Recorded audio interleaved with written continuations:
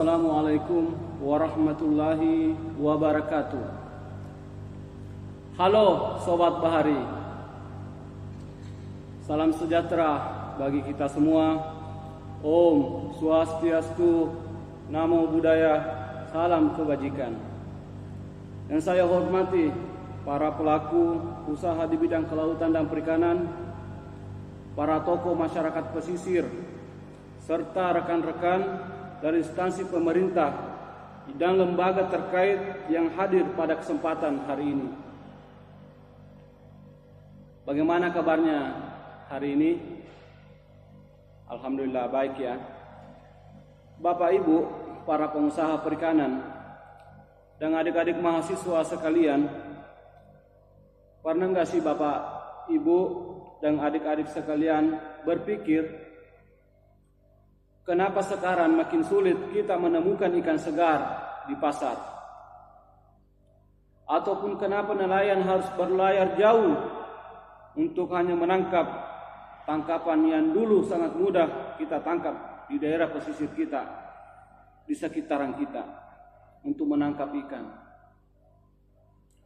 Bayangkan Bapak Ibu hadirin, kalau suatu hari nanti anak cucu kita hanya bisa melihat ikan tuna ataupun ikan kerapu di buku-buku pelajaran sekolah, bukan di laut.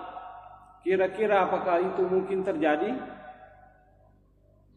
Jawabannya bisa sekalian. Itu sangat bisa terjadi kalau pengelolaan perikanan kita tidak dilakukan dengan benar. Banyak nelayan yang masih menangkap ikan tanpa izin, menggunakan alat tangkap yang merusak atau melampaui kuota tangkapan. Padahal sistem perizinan perikanan kita bukan sekedar formalitas, tetapi bagian penting untuk menjaga ekosistem laut kita. Jadi, sebelum ikan-ikan itu benar-benar menghilang dari perairan yang kita cintai ini, mari kita pikirkan bersama Bapak Ibu hadirin sekalian.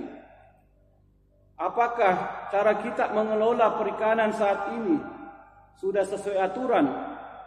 Atau jangan-jangan kita sedang mempercepat punahnya sumber daya laut perikanan kita yang menjadi harapan hidup banyak orang? Olehnya itu, lewat forum ini, kesempatan yang berbahagia ini, puji syukur yang tak terhingga saya panjatkan kehadirat Tuhan Yang Maha Esa, karena atas rahmat dan karunia-Nya kita dapat berkumpul dalam acara sosialisasi Undang-Undang 31, Junto Undang-Undang Nomor 45 Tahun 2009 tentang perikanan, serta peraturan turunannya, Peraturan Pemerintah Nomor 28 Tahun 2025 tentang penyelenggaraan perizinan berusaha berbasis risiko sektor kelautan dan perikanan. Indonesia adalah negara kepulauan yang lebih dari 17.000 pulau dan wilayah laut yang luasnya mencapai lebih dari 6 juta kilometer persegi. Potensi sumber daya laut perikanan kita sangat besar, baik di sektor tangkap, perikanan tangkap, sektor budidaya, maupun pengolahan hasil perikanan.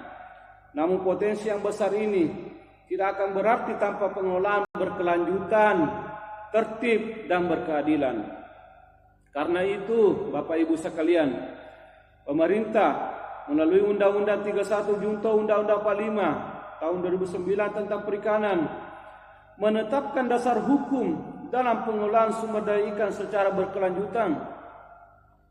Undang-undang ini menekankan pentingnya usaha perikanan, penegakan hukum terhadap praktik penangkapan ilegal, serta penguatan kesejahteraan nelayan dan pelaku usaha perikanan.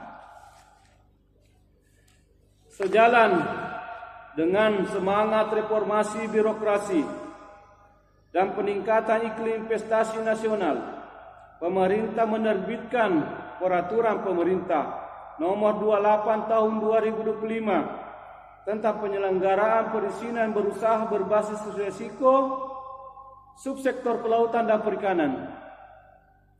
Melalui peraturan ini, perizinan berusaha subsektor kelautan perikanan menggunakan pendekatan berbasis tingkat risiko atau yang kita kenal risk-based approach. Artinya, jenis dan jumlah isi yang dibutuhkan oleh pelaku usaha disesuaikan dengan tingkat risiko kegiatan masing-masing. Salah satu contohnya untuk usaha berisiko rendah cukup dengan dilengkapi dengan NIB atau nomor induk berusaha. Kemudian untuk usaha berisiko menengah wajib dilengkapi dengan sertifikat standar atau sertifikat lainnya. Dan untuk usaha risiko tinggi harus memperoleh izin usaha lengkap dari kementerian atau lembaga terkait yang menaungi usaha tersebut. Pendekatan ini bertujuan agar proses perizinan menjadi lebih cepat, transparan, efisien, tanpa mengurangi aspek pengawasan dan kepatuhan terhadap lingkungan serta keberlanjutan sumber daya ikan. Sebagai pelaku usaha kelautan dan perikanan, Bapak Ibu adalah ujung tombak pembangunan ekonomi biru. Indonesia sedang mencanangkan pembangunan ekonomi biru yang mengedepankan ekologi adalah panglimanya. Oleh karena itu, penting bagi kita semua untuk satu, memahami dan mematuhi regulasi perikanan nasional. Dua, menjalankan usaha secara bertanggung jawab dan ramah lingkungan. Tiga, berperan aktif dalam penegakan praktek ilegal, unreported and unregulated fishing atau yang kita kenal dengan IUU fishing. Empat, berpartisipasi dalam program pemerintah yang mendukung kesejahteraan nelayan dan pelaku usaha kecil. Hadirin yang saya hormati, melalui sosialisasi ini, marilah kita jadikan peraturan pemerintah bukan sekedar dokumen, tetapi pedoman nyata dalam mengelola sumber daya laut Indonesia secara baik. Semoga melalui pemahaman bersama terhadap Undang-Undang Perikanan dan PP 28 tahun 2025, kita menciptakan iklim usaha yang sehat, berkelanjutan, berkontribusi besar bagi pembangunan ekonomi nasional. Terima kasih. Wassalamualaikum warahmatullahi wabarakatuh. Om Santi Santi Om. Salam bahagia.